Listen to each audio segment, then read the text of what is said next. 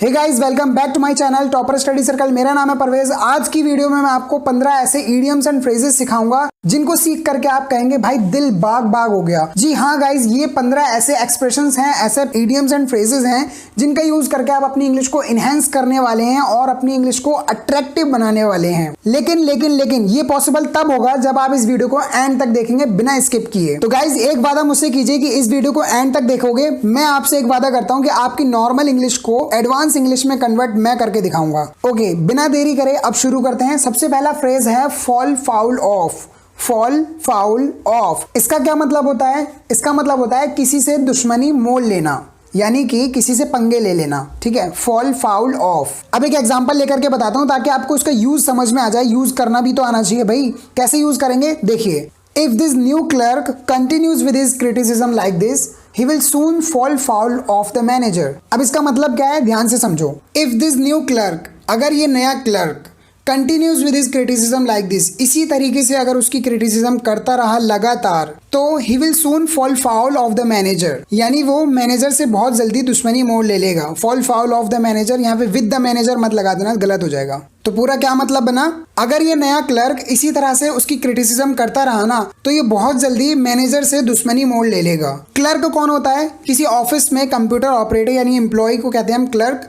और ये क्रिटिसिज्म का मतलब क्या होता है? क्रिटिसिज्म का मतलब होता है आलोचना करना, किसी की बात को काटना या उसकी बुराई करना, उसके बारे में बुरा बोलना, क्रिटिसिज्म कहलाता है। ओके, नेक्स्ट फ्रेज है फॉल इन विद। क्या है? Fall in with. इसका मतलब क्या होता है? इसका मतलब होता है सहमत होना। ठीक है, टू एग्री। एग्जाम्पल देखिए। He found my plan very profitable and so readily fell in with it. He found my plan very profitable and so readily fell in with it। इसका मतलब क्या?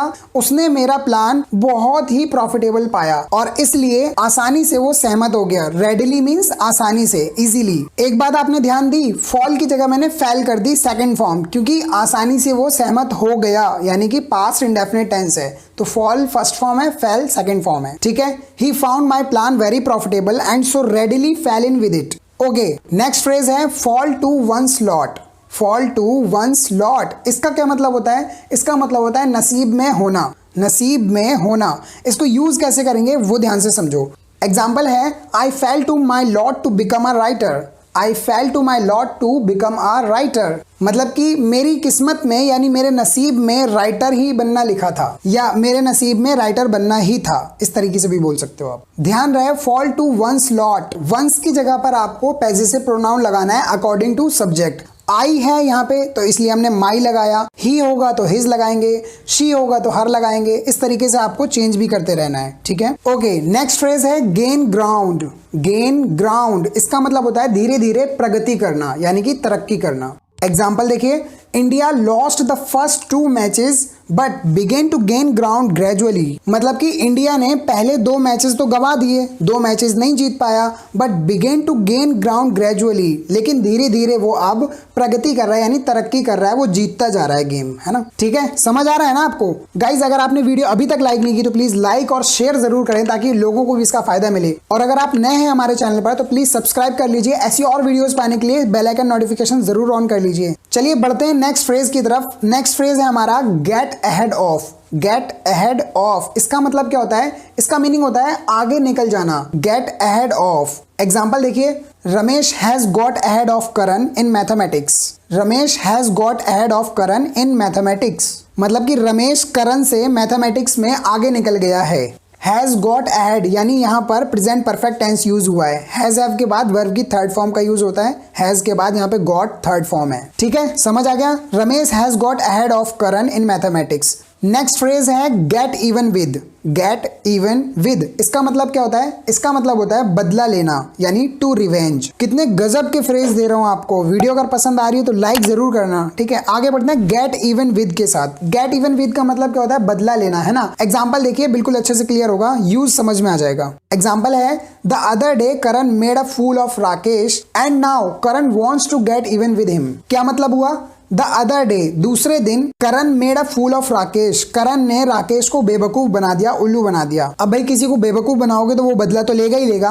And now Karan wants to get even with him, मतलब अब करण उससे बदला लेना चाहता है। ठीक है, समझ आया। अब बढ़ते हैं नेक्स्ट फ्रेज की तरफ। नेक्स्ट फ्रेज है gate hold of. Gate hold of, इसका मतलब क्या होता है? इसका मीनिंग होता है मतलब समझ पाना, यानी किसी भी चीज का मतलब समझ पाना। एग्जाम्पल लोगे तो बिल्कुल क्लियर हो जाएगा। एग्जाम्पल देखो बस, आई was quite far from the stage and couldn't get hold of what the speaker was saying. ध्यान से सुनो, मैंने क्या कहा? आई was quite far from the stage, मैं स्टेज से काफी दूर था। ठीक है, यहां तक समझ आया। And couldn't get hold of, इसका मतलब यह है कि मैं समझ नहीं पा रहा था। And couldn't get hold of what the speaker was saying, कि स्पीकर क्या कह रहा था। है बहुत ही simple. I was quite far from the stage and couldn't get hold of what the speaker was saying. I hope ये भी समझ में आ गया होगा। नेक्स्ट है get into a soup. Get into a soup, इसका मतलब होता है झंझट में पड़ना। जी हाँ, झंझट में पड़ना, इसको बोलेंगे get into a soup. Example देखिए, you will get into a soup if you neglect your studies like this. You will get into a soup if you neglect your studies like this. You will get into a soup यानी तुम झंझट में पड़ जाओगे, तुम परेशानी में पड़ जाओगे। If you neglect your study like this, अगर तुम इसी तरीके से अपनी स्टडी को निग्लेक्ट करते रहोगे यानी अनदेखा करते रहोगे। ठीक है, नेक्स्ट फ्रेज है get rid of. Get rid of, इसका मतलब होता है छुटकारा पाना, किसी भी चीज से छुटकारा पाना। Get rid of. एग्जाम्पल देखिए, don't ask what all I had to do to get rid of a bore like Rohan. ध्यान से सुनो, एग्जाम्पल बहुत ध्यान से सुना करो। Don't ask what all I had to do to get rid of a bore like Rohan. अब ध्यान से सेंटेंस का मतलब समझो। डोंट आस्क, यहाँ पे छोटा सा सेंटेंस लगा हुआ है, इंपरेटिव सेंटेंस। डोंट आस्क यानी कि मत पूछो। डोंट ईट, मत खाओ। डोंट गो, मत जाओ। इसी तरीके से डोंट आस्क, मत पूछो। उसके बाद what all I had to do. What all का मतलब क्या होता है? क्या क्या। व्हाट का मतलब होता है क्या, ऑल लगा दोगे तो डबल हो जाएगा, क्या क्या। आगे I had to do get rid of a bore like Rohan. I had to do. had to का यूज मैंने लास्ट वीडियो में कवर किया है, आप जाकर के देख सकते हैं। had to का यूज मैंने जैसे बताया था, ना पड़ा यानी इस सेंस में करना पड़ा, कोई भी काम मजबूरी के तहत करना पड़ा। तो I had to get rid, मुझे क्या क्या करना पड़ा, इसका मतलब ये हुआ। What all I had to do, मुझे क्या क्या करना पड़ा to get rid of a bore like Rohan. Rohan जैसे बोरियत इंसान से छुटकारा पाने के लिए, इसका मतलब ये हुआ। कुछ लोग सोच रहे होंगे इंसान के लिए तो इंग्लिश लगी नहीं है वहां पे। तो भाई मैं आपको बता दूं, सेंस पर फोकस करो, वर्ड्स पर फोकस मत करो। ठीक है, समझ गए। नेक्स्ट फ्रेज है get through with. Get through with, इसका मतलब क्या होता है? इसका मतलब होता है काम पूरा करना। गेट थ्रो विद यानी काम पूरा करना। Example, when will you get through with your homework. When will you get through with your homework, मतलब कि तुम कब अपना होमवर्क पूरा करोगे। सही है। नेक्स्ट वाला देखो, get wind of. Get wind of, इसका मतलब होता है रहस्य का पता लगाना। रहस्य यानी कि सीक्रेट। अब एग्जांपल देखो, इसको कैसे यूज करेंगे। There was a well guarded conspiracy but somehow the government got wind of it.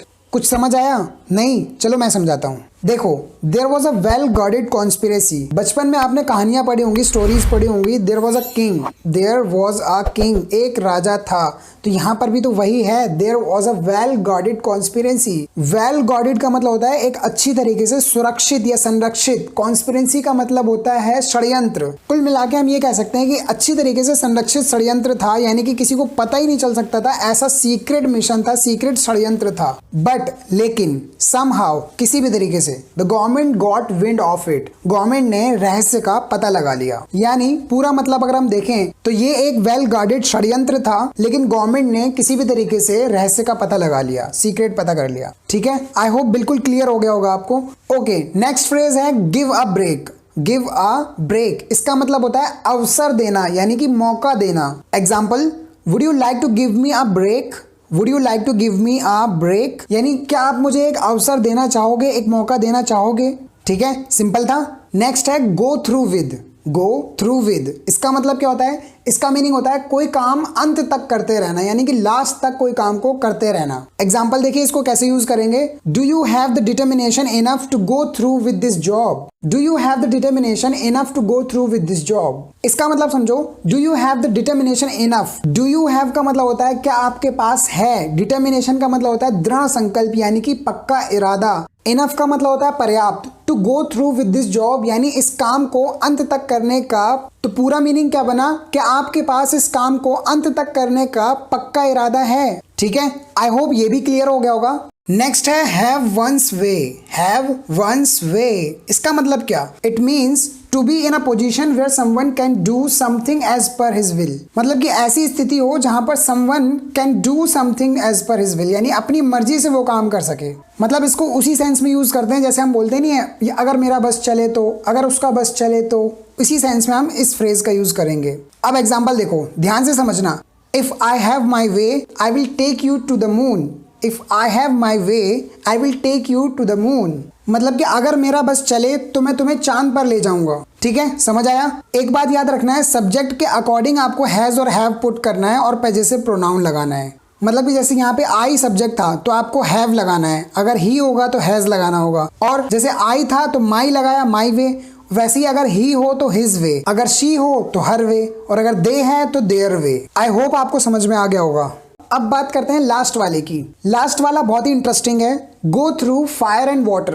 Go through fire and water इसका मतलब क्या होता है? इसका मीनिंग होता है कोई भी खतरा मोल ले लेना। Go through fire and water. Example देखिए, A patriot is ready to go through fire and water to serve his motherland. A patriot is ready to go through fire and water to serve his motherland. Patriot कौन होता है? देशभक्त, जो अपने देश से बहुत ज्यादा प्यार करता हो, अपनी मातृभूमि से बहुत ज्यादा प्यार करता हो। एक देशभक्त अपनी मातृभूमि की सेवा के लिए आग और पानी से भी गुजरने के लिए तैयार रहता है। इसका मतलब यही तो निकला। तो आग और पानी को झेलना यानी कि कोई भी खतरा मोल ले लेना। तो ये एक बहुत ही इंटरेस्टिंग इडियम था। आई होप आपको सारे के सारे इडियम्स एंड फ्रेजेस बहुत ही पसंद आए होंगे और वीडियो भी बहुत ज्यादा पसंद आई होगी। अगर वीडियो पसंद आई तो लाइक और शेयर जरूर कीजिए। ऐसी और वीडियोस पाने के लिए हमारे चैनल को सब्सक्राइब करके बेल आइकन जरूर दबा लें। Thank you so much for watching. Let's meet in next video. Thank you.